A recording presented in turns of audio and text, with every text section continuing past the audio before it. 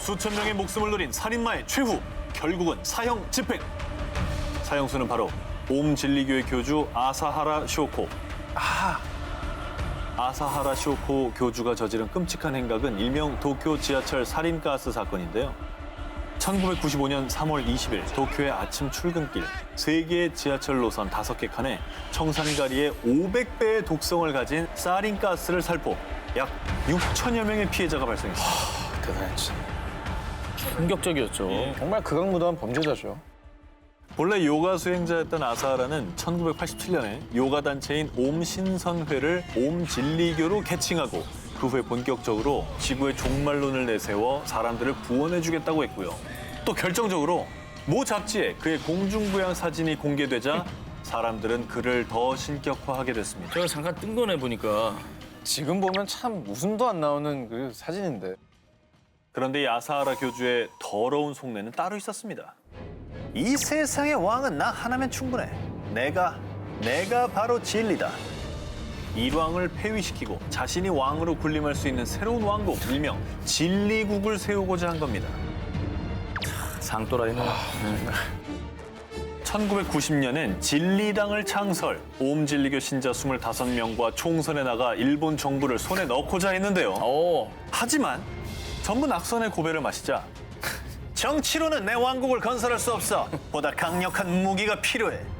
그야말로 악마의 왕국을 건설하기 위한 그의 행보는 더욱 파국으로 치닫게 됩니다. 아사하라 교주는 신도들에게 화학 무기를 제조하게 했고요. 마침내 1994년 사린가스 개발에 성공. 그리고 1년 뒤인 1995년엔 도쿄 지하철 사린가스 사건을 일으킨 겁니다. 사람들을 패닉으로 빠뜨려서 자기에게 뭔가 권한을 내놓든지 뭔가 그걸 난 살려주세요 하면서 숭배하게끔. 예. 그런데요, 그가 죽어도 이 악몽은 끝나지 않고 있습니다. 약 1,500여 명이 넘는 옴진리교의 잔존 세력들이 새 종교명인 알레프로 여전히 일본 전역에서 아사하라를 신처럼 여기며 활동 중이라고 합니다. 어머.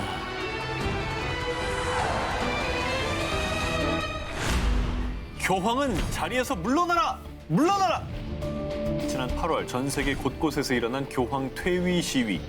종교계는 물론 전 세계를 분노로 물들인 이 사건은 한 문서로 세상에 드러나게 됐습니다. 그 문서는 바로 카톨릭 아동 성학대 의혹 보고서. 미국 펜실베니아주 검찰 당국에서 구성한 대배심의 조사로 밝혀진 이 보고서는요. 약 300명의 신부가 무려 1,000명이 넘는 아동을 성적으로 학대했다는 내용이었는데요. 신부가? 신부가요. 신부들은 신자인 소년들의 알몸을 촬영하고는 겁먹지 마세요. 이건 십자가 위에 예수님을 표현하려고 하는 거니까. 이렇게 변태적인 행위를 마치 성스러운 행위로 세뇌시켰고요. 또 다른 사제는 9살 소녀에게 성행위를 강요. 9살? 그리고 성행위 이후에는 정화해주겠다며 성수로 입을 닦아주기도 했답니다. 이런 사건들이 900쪽가량의 보고서에 빼곡히 적혀 있다고 합니다.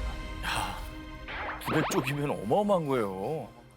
문제가 이제 그렇게 조사를 해놓고 알고도 은폐했다는 거 아닙니까? 그렇죠. 아니 어떻게 이렇게 70년 동안 안 밝혀진 거예요? 쉬쉬한 거예요? 그 이유는 조직적으로 범죄가 은폐됐기 때문입니다.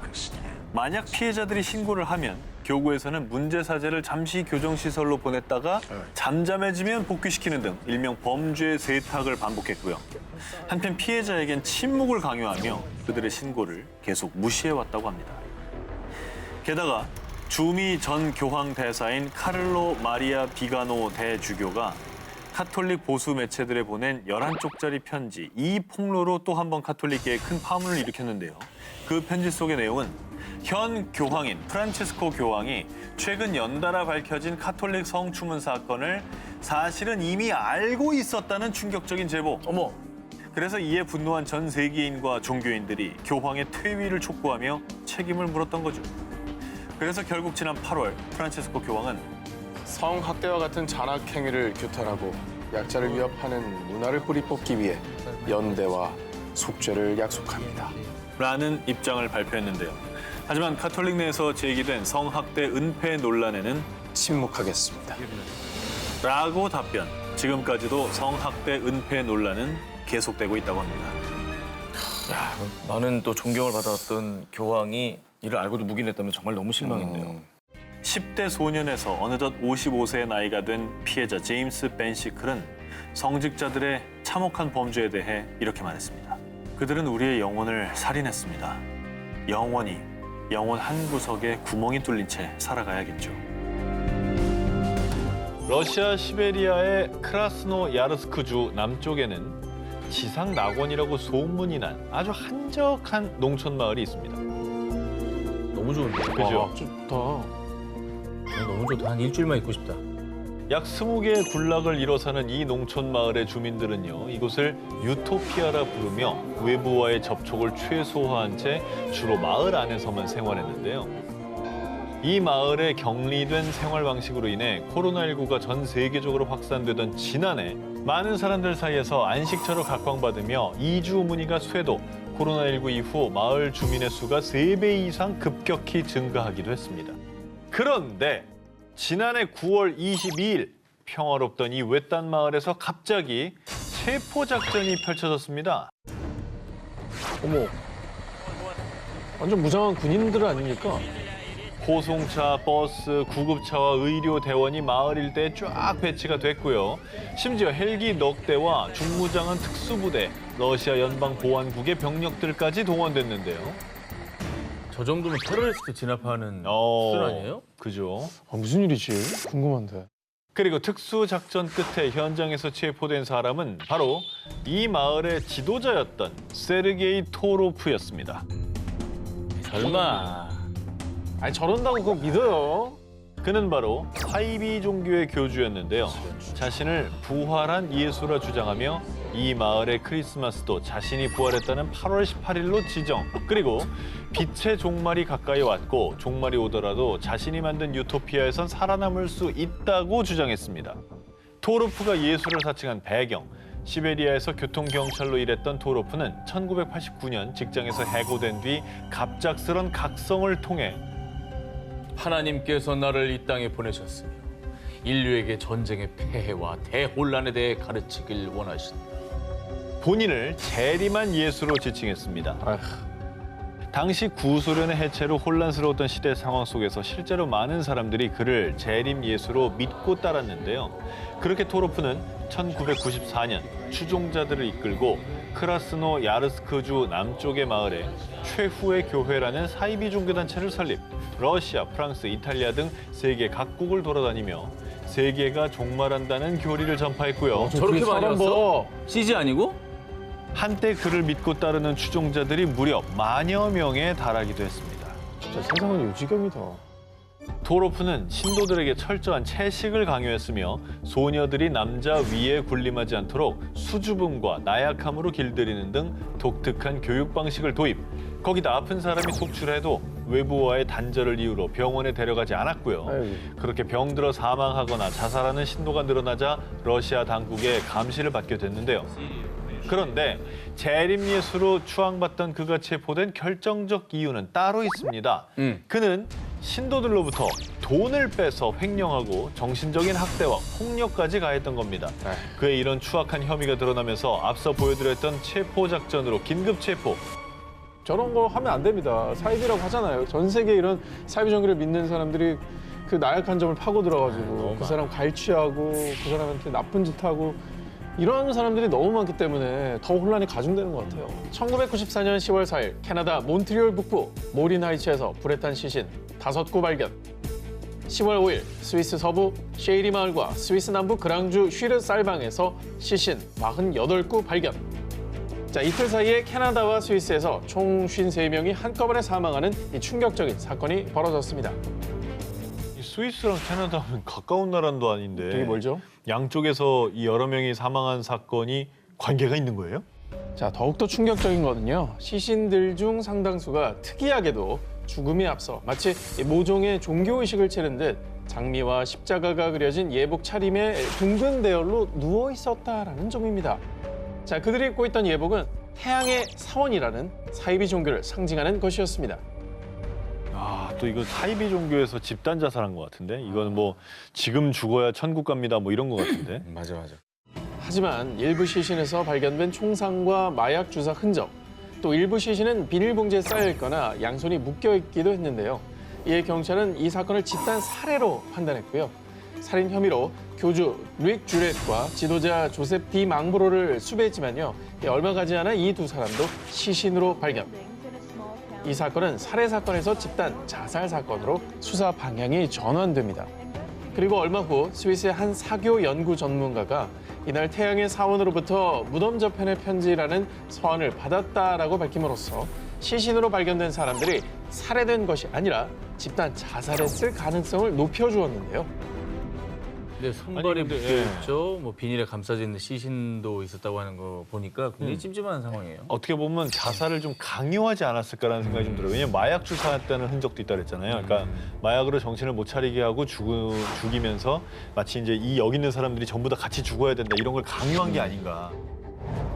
태양의 사원은 벨기에 출신의 심령치료사였던 교주 릭 주렛이 설립한 사이비 종교 집단인데요. 릭 주렛은 신도들을 모으기 위해 유럽 각지를 떠돌면서 이런 주장을 했습니다. 조만간 말세와 함께 불의 심판이 닥칠 것입니다. 이 종말론에 심취한 신도들은 스위스를 중심으로 유럽, 캐나다 등지의 한적한 농촌 마을에서 비밀 집회를 가지며 모두 인류 멸망의 시나리오에 매달렸습니다. 종교가 아니라 종말론을 믿었던 거네. 그죠? 불안함을 또 이용했네, 그죠? 심지어 교주와 지도자들은 신도들로부터 돈을 착취하고 죽음을 강요하기까지 했는데요. 신세계에 가기 위해서는 죽음을 택해야 합니다. 그렇게 이들은 점점 말세가 다가온다는 생각이 들자 종말론 교리대로 모두 함께 자살을 한 것으로 추정되고 있는데요. 저 신도들은 교주한테 조종당해서 피해자예요. 그럼요. 그래서 죽은 거니까 이건 타살이나 마찬가지죠. 타살이죠, 타살. 예. 자, 그런데 더욱더 안타까운 점은요. 태양의 사원 신도들은 이 충격적인 집단 자살 사건이 벌어진 후에도 소규모 비밀 결사체를 이루어 계속 비밀 집회를 이어왔다는 것입니다.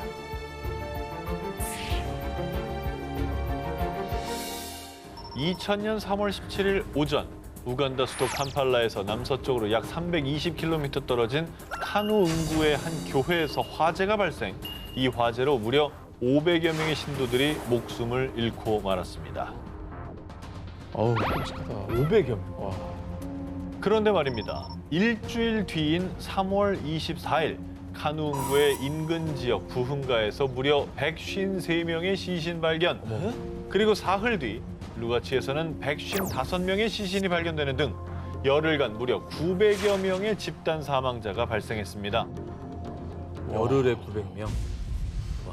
당시 희생자들은 한 사이비 종교와 관련이 있었습니다. 1980년대 이후 우간다를 비롯해 아프리카의 수많은 사람들이 내전과 기아, 에이즈 등에 시달렸는데요. 그리고 이런 혼란스러운 틈을 타 신흥 종교와 사이비 종교가 성행. 1989년 신의 십계명 부활이라는 사이비 종교가 등장했습니다. 인간들이 성서의 십계명을 제대로 실행하지 않아 1999년 12월 31일 종말이 올 것입니다. 그러나 자신의 예언이 불발되자 1999년이 아니라 올해 2000년 3월 17일이 지구 종말의 날이 될 것입니다. 이렇게 2000년 3월 17일 성모 마리아가 나타나 신도들을 천국으로 인도한다며 사람들을 현혹시켰고요. 결국 집단 자살이라는 극단적인 방법의 결말을 택했던 겁니다. 결국에는 약간 그 심리적 고리를 이 사람들이 이용한 거라밖에 생각이 안 들어요. 아니, 어느 종교가 자살을 권하겠습니까? 어느 종교? 그런데 여기서 더 소름 돋는 건요. 3월 21일 우간다 경찰의 발표에 따르면 화재 발생 직전에 종교 지도자들이 밖에서 놀던 아이들을 건물 안으로 데려갔다는 증언을 확보. 뭐야? 또 성인 시신 6구에서 폭행의 흔적이 발견됐다고 합니다. 이건 명백한 그냥 살인이고요.